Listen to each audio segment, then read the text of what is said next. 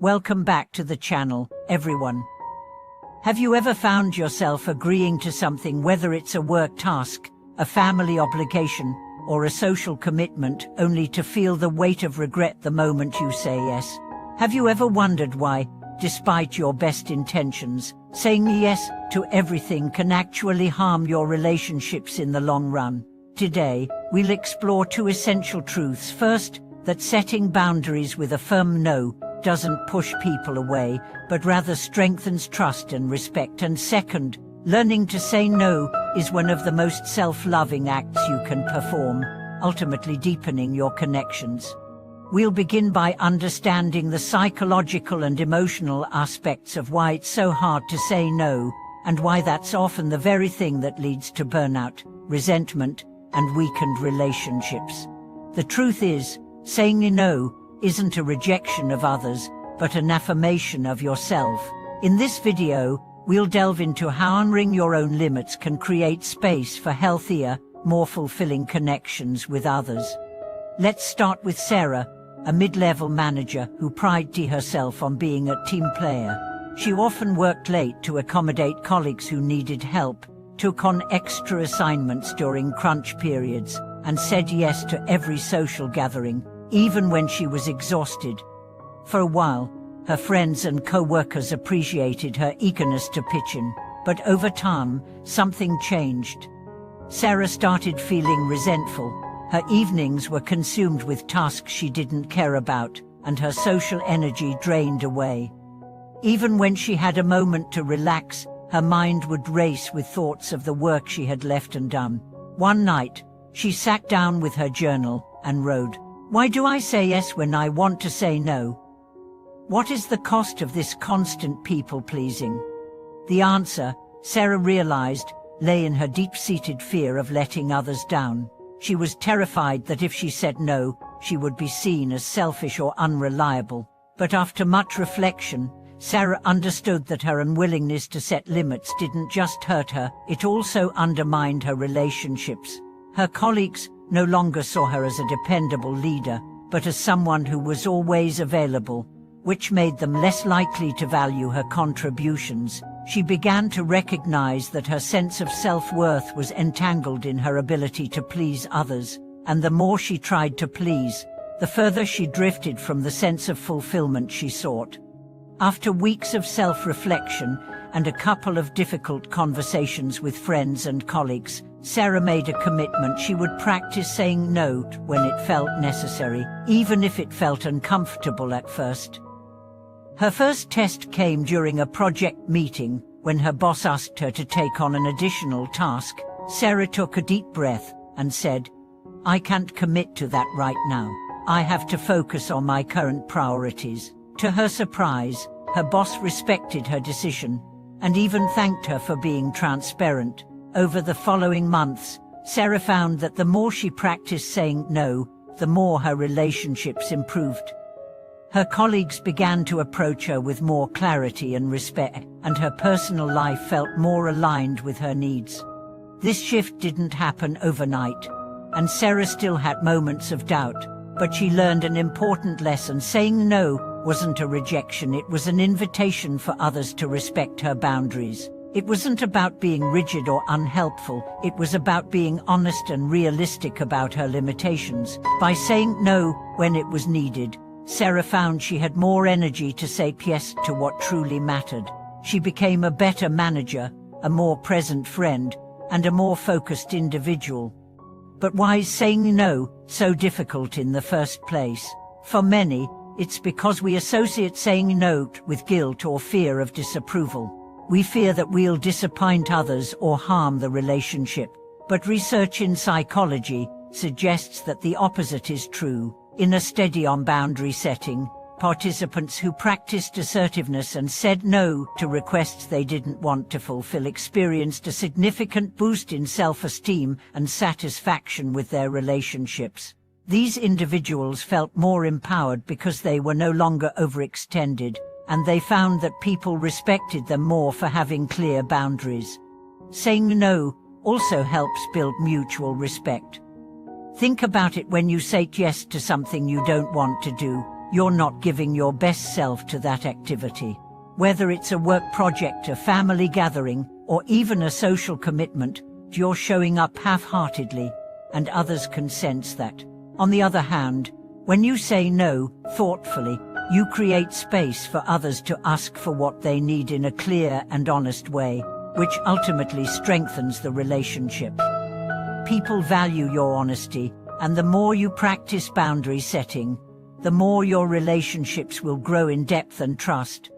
Now, let's look at a powerful practice you can begin using today, the pause and reflect method.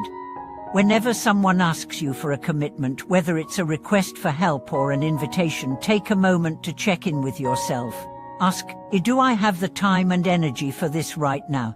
Will this request align with my current priorities? Instead of responding immediately out of guilt or fear, allow yourself to sit with the request for a moment. In many cases, you'll find that you instinctively know what your answer should be, and you'll feel empowered to say no with confidence.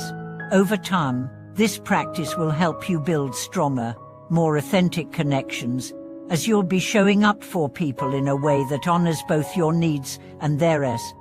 It's important to remember that saying no doesn't mean you're being selfish. In fact, it's quite the opposite. It's a way of showing up for yourself and others in a more genuine way. When you respect your own boundaries, you create space for others to do the same, and you teach people how to treat you with greater respect and consideration. As Sarah continued her journey of practicing boundaries, she realized that saying no wasn't just about rejecting requests, it was also about creating space for her to say yes to what truly nourished her.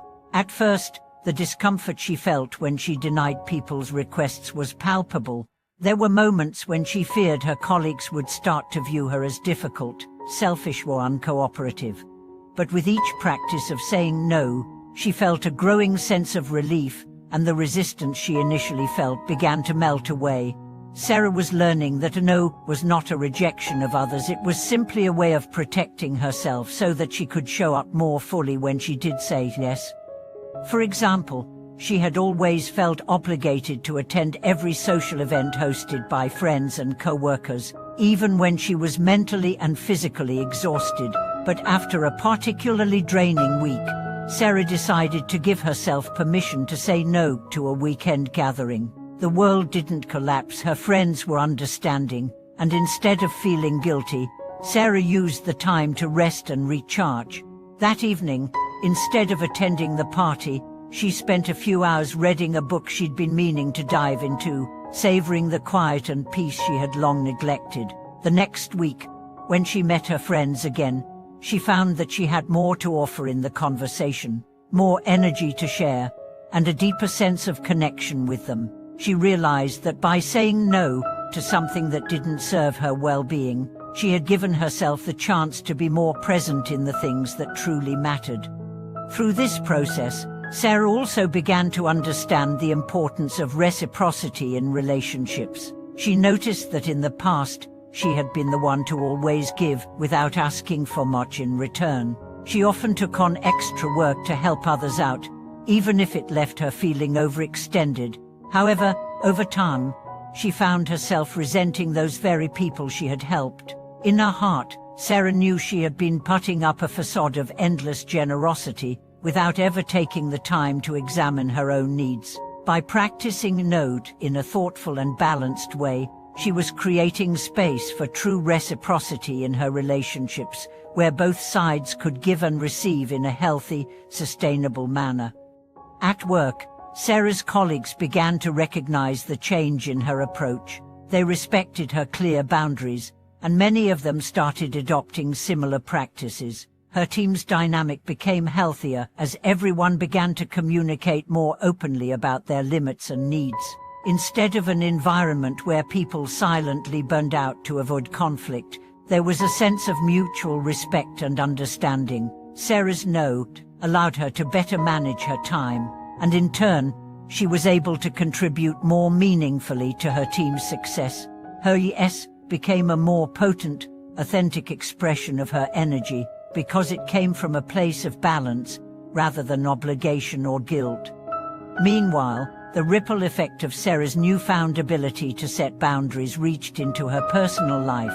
She started to value the relationships that were built on mutual understanding and respect, where both parties felt comfortable expressing their limits. For instance, she had a friend named Rachel who had always been demanding of Sarah's time. In the past, Sarah would drop everything to accommodate Rachel's plans, even when it wasn't convenient. But now, Sarah practiced clear communication. One day, when Rachel invited her to a last-minute event, Sarah paused, thought about it, and said, "I'm really tired today, Rachel. I need to take care of myself, but let's plan something for next weekend." Rachel's response was understanding, and surprisingly, she appreciated Sarah's honesty. Their friendship became stronger, rooted in the knowledge that they could both rely on each other, without the expectation of overgiving. As Sarah's confidence in saying no grew, she found that it wasn't just a tool for managing her time, it was also a method for understanding her own desires and priorities. For so long, she had lived in response to the needs of others, but saying no had given her the space to listen to herself. She began asking herself, what do I truly need right now? And what would bring me joy or peace? These questions were the foundation of her personal growth, and allowed her to create a life that was not just reactive but intentional. Sarah realized that by saying no to the things that drained her, she was saying yes to the things that filled her up, whether it was a creative project, a quiet day at home, or quality time with loved ones. As she reflected on her journey, Sarah recognized that saying no wasn't an act of isolation, it was an act of self-care that ultimately benefited everyone around her. Her friends, family, and colleagues had all started to notice that Sarah was more engaged, more energized, and more present. Her no was a powerful way of carving out time for what truly mattered, and her yes became more meaningful because it was made with intention and care.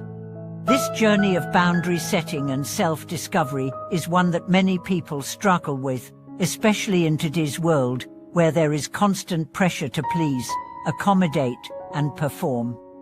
But as Sarah's story shows, the path to healthier relationships and greater personal fulfillment begins with the courage to say no, to honor your needs, to protect your energy, and to show up more authentically for the things that matter most.